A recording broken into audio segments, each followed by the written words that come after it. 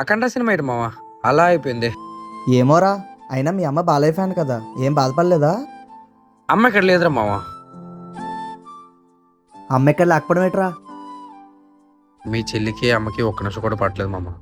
పైగా ఇల్లు చిన్నది, నా కొడుకు కూడా ఉన్నాడు. అందుకేరా అమ్మను ఓల్డేజ్ హోమ్లో పెట్టాను. ఓల్డ్ ఏజ్ హోమా? ఓల్డేజ్ హోమ్ మాటే కానీ నెలకి మెడిసిన్స్తో కలిపి 15,000 అవుతున్నాయి మామ. సూపర్ రా నువ్వు. అవునరా, అడగడం మర్చిపోయాను.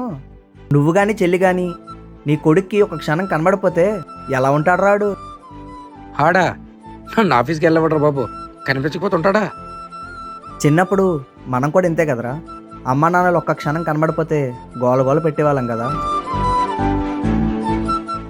6 ఏళ్ల వయసులో తల్లిదండ్రులు లేకుండా పిల్లలు ఎలా అయితే ఉండలేరో, 60 ఏళ్ళ వయసు వచ్చాక పిల్లలు లేకుండా కూడా తల్లిదండ్రులు ఉండలేరురా.